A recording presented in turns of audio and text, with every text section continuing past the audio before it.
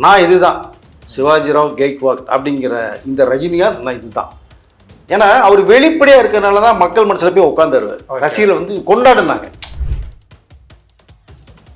இதுவே மிகப்பெரிய ஒரு பொக்கிஷம். நம்ம கூட ரஜினி சார் இருக்கிறது, இந்த ஏஜில் இன்னும் நடிச்சிட்டு இருக்கிறது, அதுவும் சூப்பர் ஸ்டாராக 220 கோடி ரூபா சம்பளம் வாங்கிட்டு இந்தியாவிலேயே வாங்கிட்டு மிகப்பெரிய உலகமே போட்டக்கூடிய ஒரு நடிகராக ரஜினி சார் இருக்குன்னா அதுவே நமக்கு கிடைத்த மிகப்பெரிய ஒரு பொக்கிஷமாக நான் பார்க்குறேன். பயோபிக் அட்லிட்ட கொடுத்தானா அட்லி கமர்ஷியலாக ஒரு மாஸ் தெறிக்க விட்டுருவார். அது ஒன்றும் மாற்று கருத்தே இல்லை. வணக்கம் சார். வணக்கம். ரஜினி அவர்களோட சுயசரிதை எழுதிட்டு இருக்காருன்னு சொல்லிட்டு நம்ம சேனல்லேயே நிறைய பேசியிருக்கோம். இப்போ அந்த படம் அப்படியே பயோபிக்காக மாறப்போகுது. அது வந்து 175வது படமாக பண்ண போகிறாங்கிற தகவல் மாதிரி நிறைய வெளியாகிட்டு இருக்கு சார். எந்த அளவுக்கு உண்மை சார்? இல்லை, செய்திகள் நான் கேட்கும்போது வந்து பயோபிக் கிட்டத்தட்ட இறுதி கட்டத்தை நெருங்கியிருக்கு அப்படின்னு சொல்கிறாங்க. ஏன்னா ஒவ்வொரு விஷயத்தையுமே ரஜினி சார் ரொம்ப மைனூட்டாக வாட்ச் பண்ணி எழுதிட்டு இருக்காங்க. ஏன்னா கிட்டத்தட்ட வந்து அவருடைய வாழ்க்கை வரலாறுங்கிறது வந்து நிறைய பேருக்கு தெரியும். ஏன்னா அவரே போல்டாக சொல்லியிருக்காரு. எதுவுமே மறைச்சு ரஜினி சார் பேசுகிறதே இல்லை.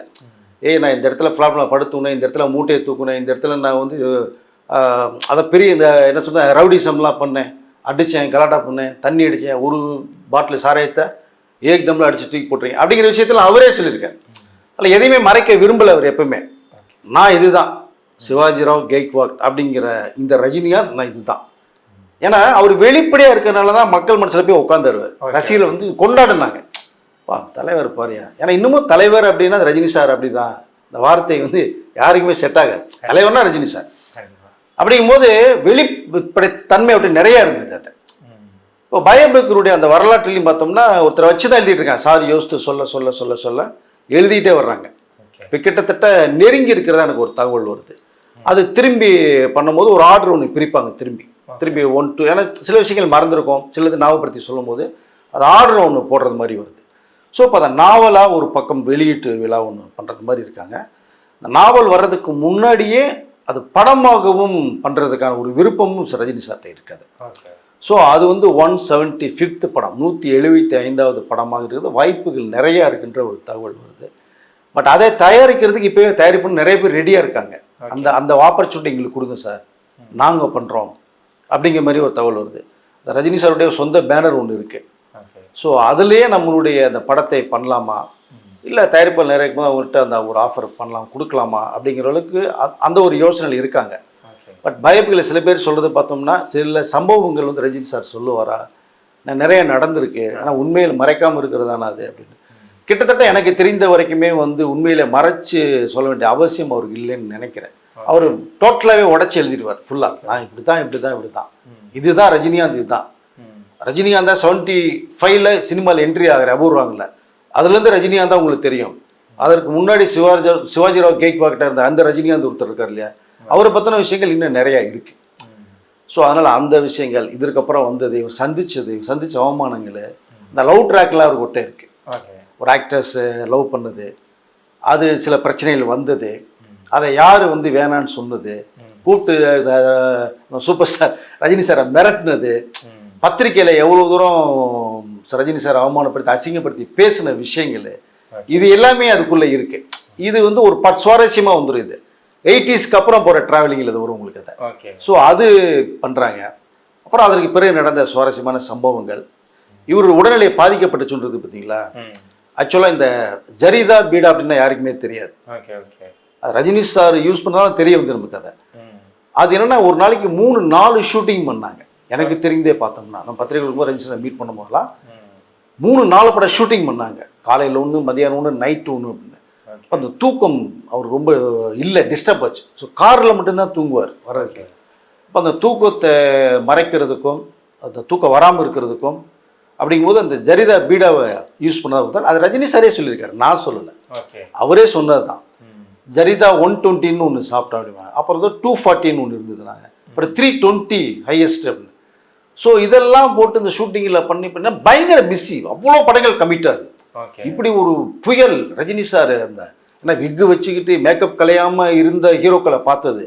கோட்டு போட்டால் ஃபுல்லாக இப்படி தான் இருக்கணும், அதை கோட்டு போட்டு அப்படி தூக்கி சுருட்டி விட்டுருவார், பட்டை அனுப்பிச்சு விட்ருவார். அது ஒரு ஸ்டைலாக இருந்தது. தலையை சீவி கலைச்சி விடுவார். புது ரஜினி கூட்டம், ரசிகர் கூட்டம் அலமோது. இது படம் வந்து சூப்பர் டூப்பர்ட்ட ஒரு படமே.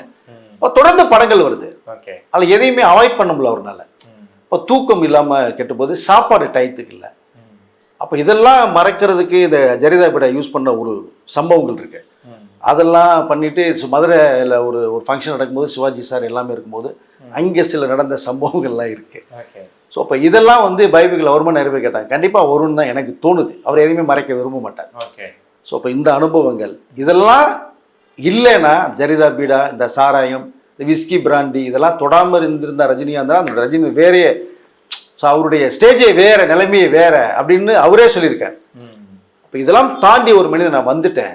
ஏன்னா நீங்கள் கலவையும் கற்று மரன்றதுக்கு எல்லாம் தெரிஞ்சுட்டு எல்லாத்தையும் தூக்கி போட்டு ஒரு ஆன்மீகத்தில் போடுறது தான் பெஸ்ட்டு. அதுதான் அவர் ஆன்மீகத்தில் கொஞ்சம் மாற்றம் செஞ்சார், யோகா அப்படின்னு எடுத்தார்.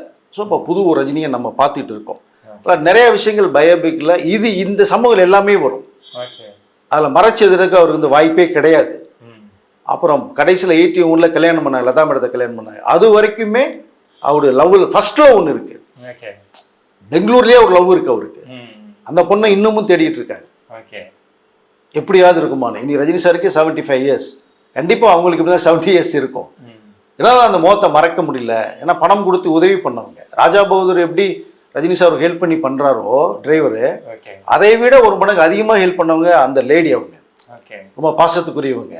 நீ வரணும் ரஜினி, உன்னுடைய ஸ்டைலே வேற, நீ வந்து இப்போ சினிமாவில் நடி, நீ நடித்தா நீ உன்னுடைய உயரமே உனக்கே தெரியல அப்படின்னு சொல்லி ரொம்ப சப்போர்ட் பண்ணி அனுப்பிச்சி விட்டாங்க. ஸோ அந்த கேரக்டர் உள்ளே வரும். ஒரு நடிகை லவ் பண்ண விஷயம் உள்ளே வரும். ஒரு லதா மேடத்தை கல்யாணம் பண்ணது அந்த விஷயம் வரும். அவருடைய பர்சனல் லைஃப்குள்ள இதெல்லாமே வந்து கிட்டத்தட்ட அது ஒரு அந்த பயோபிக்ங்கிறது வந்து ஒரு வரலாற்று சம்பவம் தான். அதுவும் காலங்காலமாக இருக்க வேண்டியது. எப்படி நம்ம மகாத்மா காந்தி அவருடைய பயோபிக் நாவல் இருக்குது, அம்பேத்கர் அவர்கள் இருக்குது, அண்ணா அவர்கள் இருக்குது, எம்ஜிஆர் அவர்கள் இருக்குது. ஸோ இது மாதிரி மிகப்பெரிய ஒரு சகாப்தமாக அந்த பயோபிக் மாறுங்கிறது தான் நான் நினைக்கிறேன் சார். ஓகே சார், இந்த 175வது படமாக இந்த பயோபிக் அமைஞ்சிருச்சுன்னா ரஜினி சார் அதுக்கப்புறம் படம் நடிக்க மாட்டார் அப்படிங்கிற ஒரு தகவல் வருது. இல்லை, அவர் போதும் நினைக்கிறதா எனக்கு ஒரு தகவல் வருது. நம்ம ஏற்கனவே வீடியோ சொல்லியிருந்தேன், 175 படத்தோடு அவர் முடியாது வாய்ப்புகள் இருக்குற தகவல் தான் நமக்கு வருது. நம்ம கூட அதை வேணாம் சார், நீங்கள் இன்னொரு 4-5 படம் பண்ணுங்கள், 2030 வரைக்கும் படம் பண்ணுங்கள் அப்படின்ற மாதிரி விஷயத்தில் நம்ம சொல்லியிருந்தோம். பட் உடல்நிலை ஒன்று ஒத்துழைக்கணும், அது ஒரு விஷயம் இருக்குது. 75 இயர்ஸ் ஆகிடுச்சு. அவரே சொன்னார், எல்லா ஸ்பேர்ஸ் நான் மாற்றிருக்கேன்ப்பா, 1,00,000 கிலோமீட்டருக்கு மேலே ஓடிடுச்சுப்பா அப்படின்னார். பட் இதுவே மிகப்பெரிய ஒரு பொக்கிஷம். நம்ம கூட ரஜினி சார் இருக்கிறது, இந்த ஏஜில் இன்னும் நடிச்சிட்டு இருக்கிறது, அதுவும் சூப்பர் ஸ்டாராக 220 கோடி ரூபா சம்பளம் வாங்கிட்டு இந்தியாவிலேயே வாங்கிட்டு மிகப்பெரிய உலகமே போட்டக்கூடிய ஒரு நடிகராக ரஜினி சார் இருக்குன்னா அதுவே நமக்கு கிடைத்த மிகப்பெரிய ஒரு பொக்கிஷமாக நான் பார்க்குறேன். இதுக்கு மேலேயும் அவரை நம்ம கஷ்டப்படுத்தக்கூடாது. அவர் பண்ணுற வரைக்கும் பண்ணுவார், மாற்று கருத்து இல்லை. அவரால் சும்மாவும் வீட்டில் இருக்க முடியாது. ஷூட்டிங்னா தான் பிரிஸ்காக இருப்பார். உடல்நிலை செல்ல வரும்போது கூட வீட்டில் ரெஸ்ட் எடுக்க 6 மாதம் ரெஸ்ட் முடியும். ஐயா 6 மாதமா அதெல்லாம் வேலைக்கு ஆகாது. 1 மாதம் 2 மாதத்துல ஷூட்டிங் வந்தவர். ஸோ அப்போ அவர் ஷூட்டிங் தான் அவருக்கு முழு மூச்சே. நம்ம உள்ள மூச்சே ஷூட்டிங்கில் தான் இருக்குன்னு நினைக்கக்கூடியவர். அதனால் தொடர்ந்து படம் பண்ணுவார்ன்ற நம்பிக்கை எனக்கு இருக்குது. ஆனால் அந்த சூழ்நிலை காலங்கள் ஒத்துழைக்கணும். ஏன்னா இப்போ 173 பண்ணிட்டு இருக்காரு தர்மன், 174 படம் ரஜினி சார் கமல் சேர்ந்து பண்ணக்கூடிய அந்த படம் இருக்குது. அது நெக்ஸ்ட் டே ஸ்டார்ட் ஆகுது. இப்போ 175 ஒரு படம் கண்டிப்பாக இருக்குது. அது இறுதி படமா இல்லை இறுதி படம் இல்லைங்கிறத ரஜினி சார் தான் சொல்லணும். பட் இல்லாமல் இருந்தால் சந்தோஷப்படுவாங்க எல்லா பேருமே. இருந்ததுன்னா யாரும் வருத்தப்பட வேணும்னு தான் நானும் சொல்லிக்கல விரும்புகிறேன். போதும் 175 படம்ங்கிறதே ஒரு மிகப்பெரிய ஒரு சாதனை இதாக தான் இருக்கும். அதற்காக போதும்னு சொல்கிறேன்றதுக்காக தயவுசெய்து என்னை எது திட்டாதீங்கப்பா. அவர் நடிக்கிறது நானும் ஆசைப்பட்றேன். தொடர்ந்து இன்னொரு 5-6 படங்கள் பண்ணட்டும். 2030 2035 வரைக்குமே பண்ணட்டும். அவர் படங்கள் வந்தாலே ரசிகக்கூடியவர்கள் எத்தனையோ பேரில் நாமளும் ஒருத்தர். ஸோ அது இண்டஸ்ட்ரி விலைக்கு விட்டாலும் மிகப்பெரிய இழப்பு தான் நமக்கு அதை. ஸோ அந்த ரஜினி சார் எப்போ நம்ம பார்க்க முடியும்? இந்த ஸ்டைல், நின்னா ஸ்டைல், நடந்தா ஸ்டைல், பேசுன அதெல்லாம் எந்த நடிகருக்குமே வராது. ஸோ அதனால் அவர் வேணாங்கிறத நானும் சொல்லிக்க விரும்புகிறேன். பட் ஒருவேளை அவர் முடிவு எடுத்தாருன்னா நம்ம ஆமோதிச்சுக்கணும். ஏன்னா 175 படம் பண்ணிட்டாரு, ஏஜ் இருக்குது. அப்போ அது படம் பண்ணும்போது பார்த்தா இன்னொரு 3 இயர்ஸ் ஓடிடும் உங்களுக்கு. அது அப்போ 78 79 இயர்ஸ் ஆயிரும். அது ஒரு ஒன்று பார்க்கணும் இல்லையா? எல்லாமே நம்மளும் யோசிக்கணும் இல்லையா? அதனால் அவர் வந்து இருக்கும் வரை நமக்கு கிடைத்த மிகப்பெரிய ஒரு பொக்கிஷம். தொடர்ந்து நடிக்கணும்னு தான் சொல்லி ஆசைப்பட்றேன். ரெண்டாவது நீங்கள் பயோபிக் கேட்டீங்க, யார் நடிப்பா என்ன ஒரு விஷயத்த, அது ரொம்ப ரொம்ப சிரமம். ரஜினி சாரும் நடிக்கிறதுக்கு இனிமேல் பிறந்து வந்தால் கூட முடியாது, எந்த நிலையிலுமே முடியாது. ஏன் சுருக்கமாக ரஜினி சாரே இனிமேல் நம்ம பழைய ஸ்டைல் பண்ணால் கூட அவர்னாலே நடிக்க முடியும் தான் சொல்லுவேன் நான். ஏன்னா அவ்வளோ வெரைட்டி வித்தியாசம். நீங்கள் பேசிகிட்டே இருப்பார், இங்கே ஒரு நடிப்பார், சம்பந்தமே இருக்காது. டைரக்டாக தந்துடுவாங்க, சார் இவனை தான் நடிக்க சொன்னீங்க, இவன் நடிக்கிறீங்க, இவர் அடித்ததுக்கப்புறம் இவன் நடிக்கணும், அது உங்கள் ஸ்டைல் சார். ஏஎஸ்எல் இவன்கிட்ட பேசிட்டு இவன் நடிச்சு இப்போ நடிப்பேன் 3 ரூபத்தில் தான் டைலாக் வரும் உங்களுக்கு. ஓகே. ஸோ அப்போ வித்தியாசங்கள் பண்ணக்கூடியவர். இப்போ அதே நினச்சா கூட பண்ண முடியாது. அதனால் ரஜினி சார் பண்ணால் தான் சிறப்பாக இருக்கும். ஆனால் அந்த பெங்களூரில் வாழ்ந்த வாழ்க்கை இருக்குல்ல, சிவாஜி ராவ்ங்கிற கேரக்டர் வாழ்ந்த வாழ்க்கைக்கு ஒரு கேரக்டர் வரும். பெங்களூரில் அந்த மூட்டை தூக்குனது, அங்கே ஒரு மிகப்பெரிய கலாட்டாக்கள் பண்ண ரஜினி சார் அது ஒன்று இருக்குது. 75க்கு அப்புறம் இங்கே சூப்பர் ஸ்டார் ரஜினி சாரை மாறும்போது ஒரு கேரக்டர் ஒன்று இருக்குது.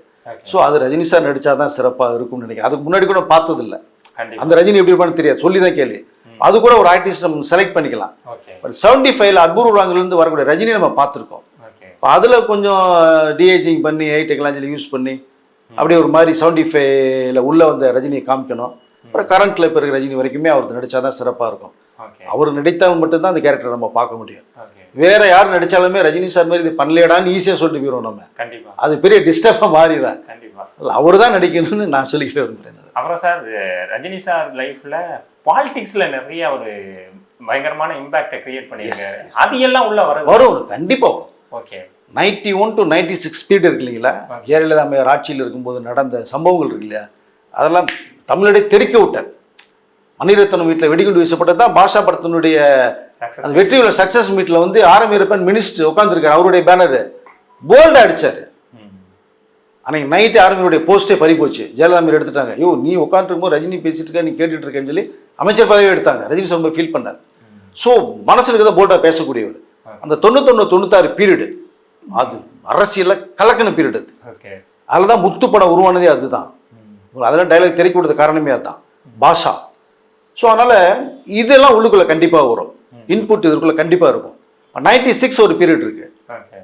மூப்பனார்களே சொன்னாங்க, கலைஞர் அவர்கள் ரஜினி கட்சி ஆரம்பிச்சுட்டு வந்தார்னா தமிழகத்தின் சிஎம். அப்போ ஒரு பக்கம் டிஎம்கே மிரள்றாங்க, ஐயோ.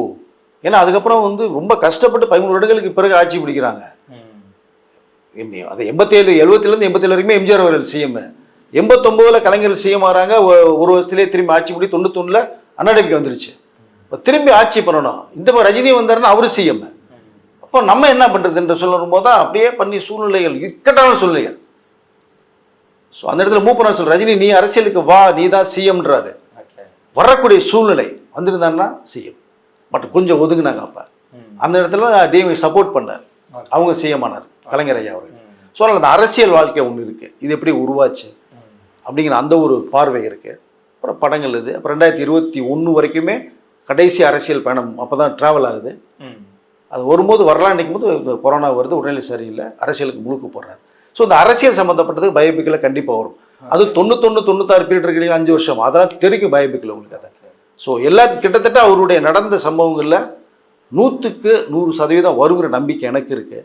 1-2 தான் மிஸ் ஆச்சுன்னா கூட 99% வரது வாய்ப்பு இருக்குது. சப்போஸ் இந்த பயோபிக் வந்துச்சுன்னா யார் சார் இயக்குறதுக்கு வாய்ப்புகள் அதிகமாக இருக்குது? அது பெரிய கேள்விக்குறி தான். இதுக்கு வந்து பதில் எப்படி சொல்லி தெரியல. ஆனால் ரஜினி சாருடைய மேற்பார்வையில் ஒரு இயக்குனர் பண்ணுவார், அது நடக்கும். ஏன்னா அவருடைய சம்பவங்கள் அவருக்கு தானே தெரியும். நான் இங்கே இது பண்ணேன், இப்படி பண்ணேன், அப்படி பண்ணேங்கும் போது அதை ரஜினி சாருடைய டைரக்ஷன் மேற்பார்வையில் ஒரு இயக்குனர் பண்ணுவார். அதை என்னமா நெல்சனாக இருக்கிற வாய்ப்பு இருக்கலாம். இன்னொரு சம்பவம் சொல்கிறேன், லோகேஷ்க்கு வாய்ப்பு குறைவு, நெல்சனுக்கு இருக்கு. ஆனால் எனக்கு தெரிஞ்ச கன்ஃபார்மாக அட்லிக்கு வருகிற வாய்ப்புகள் நிறைய இருக்கு. 90% அட்லிக்கு இருக்கு. ஏன்னா ஏற்கனவே வந்து ரஜினி சாரோட காம்பினேஷன் அட்லி பண்ணக்கூடிய ஒரு படம் ஒன்று இருக்கு, பெண்டிங் இருக்கு. ஒரு கதையும் ரஜினி சார் ரெடி பண்ணி வச்சிருக்காரு. ஸோ அந்த கதை பண்ணாலும் பண்ணலாம். இல்லை அப்படின்னா பயோபிக் அட்லிட்ட கொடுத்தானா அட்லி கமர்ஷியலாக ஒரு மாஸ் தெறிக்க விட்டுருவார். அவரோட மாற்று கருத்தே இல்லை. இல்லை அந்த வாய்ப்பு ஒரு யங்ஸ்டர்ஸ் அவர் இல்லையா, ஜென்சி கிட்டுக்குள்ளே என்னென்ன பல்ஸ் வச்சிருக்காரு. இதுக்குள்ளே ஜென்சி கிட்ட வருமா அப்படின்னா, பட் அதை பண்ணக்கூடிய கெப்பாசிட்டி அவருக்கு இருக்கும். இந்த பழைய 1950 to 75 வரைக்கும் ரஜினி சாரோட வாழ்க்கை இருக்குல்ல, அதெல்லாம் தெறிக்க விடுவார் மனுஷன். அட்லி வேற விதமாக பண்ணுவார் ஸ்க்ரீன் பிளே. நடிகர் வந்ததுக்கு அப்புறம் இருக்கும் போது இவர் எல்லாமே கூட இருந்து பார்த்தவர் இல்லையா. இவருடைய அசிஸ்டன்ட் டைரக்டர் சங்கர் வந்து பார்த்தா ரஜினி சார் படங்களை பார்த்தா கமர்ஷியலாக பண்ணக்கூடியவர்கள் தான். அது ஒரு வாய்ப்புகள் இருக்குது. ஆனால் டைரக்ஷன் வந்து மேற்பார் ரஜினி சார் கண்டிப்பாக இருப்பார். நெல்சனுக்கு போனாலும் சிறப்பாக இருக்கும், அட்லிக்கு போனாலும் மிக சிறப்பாக இருக்கும். அது யாருக்கு அது ஜாக் பண்ணிக்கணும்னு தெரியல. ஓகே சார், நிறைய தகவலை பகிர்ந்துக்கிட்டீங்க, ரொம்ப நன்றி சார். நன்றி சார்.